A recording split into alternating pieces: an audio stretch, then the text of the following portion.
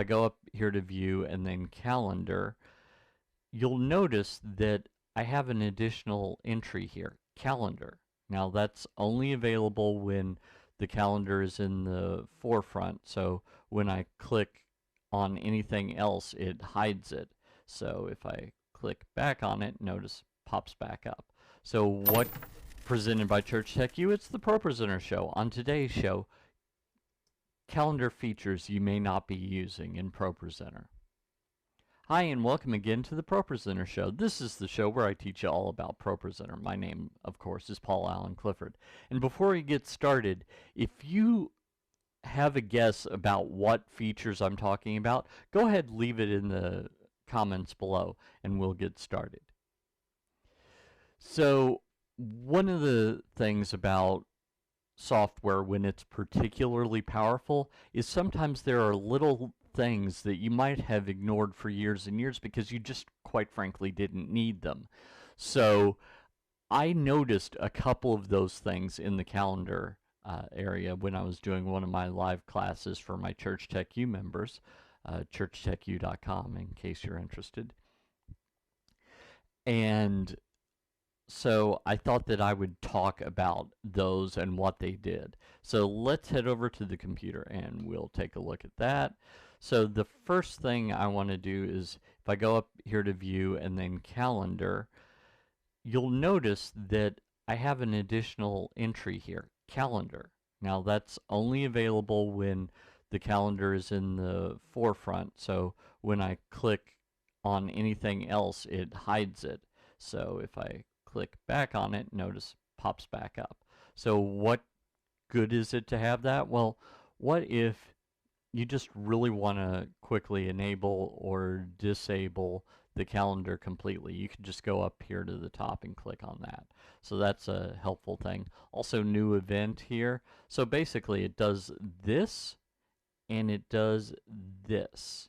So that's really the two things it does. And notice that it has keyboard shortcuts for those as well. So if you wanted to add a bunch of new events or quickly enable and disable the calendar, that might be helpful for you. Why that matters is that there was a bug in a recent version where the calendar just would not work. And so to get around that, what I might do is, as soon as I started up ProPresenter, I would bring up the calendar and then enable it or disable it and then re-enable it. That solved that problem. So it's helpful to do that. Like I said, if you need to add a bunch of different events, then it's worth doing that. So that's one piece of the puzzle that's been missing. Another thing that you may not have known is you can add macros here. So you can, anything that you can add as part of a macro, you can add here. Not just regular actions like switching to a different look preset or maybe changing the stage screen, although those are valuable, but also, do you like these videos but you'd really like to learn from me in person? Well, I've got some great news for you. I am traveling around the country and maybe even around the world training churches on how to use ProPresenter. So I've got a either a 1 or a 1.5 day class that you can attend. For more details, head on over to TDM.fyi/events24, the top one right here, and register for the event nearest you. If there is no event that's near you, no problem, you can request one. So head on over to tdm.fyi/class request. That's this one down here, and you can say, hey, I'm interested in attending a class, or even I'm interested in hosting a class. Up to you which you prefer. In the last one, that is just information. It's not obligation, so don't hesitate to put your information in there, and I'll let you know when there's a class in your area, or we'll talk about what it takes to host a class. it's probably a lot less than you imagine that it is. So head over there, and I look forward to meeting you in person. With macros, they can play certain playlists other than just the regular slides playlist. So that's another helpful thing to know that not everyone is dealing with. Using the test button when you add one just to see if it does what you expect it to do without having to change the time and everything here, then that's worth doing as well. Also, down here, these two buttons.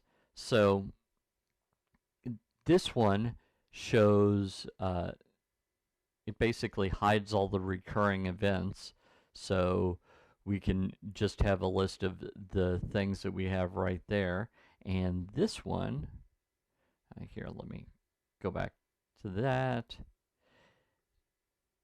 It will show your current ones versus your upcoming one. So kind of a helpful little piece of the puzzle. So not super in depth, but it's just a couple of little things that if you need them, you need them, and it's good to know what they do. So that's a few of the minor features within ProPresenter's calendar feature that you may not be using. I didn't talk about recurring events, setting up calendars, events, etc., because I've got other tutorials on those. So go ahead and take a look at those if that's what you want.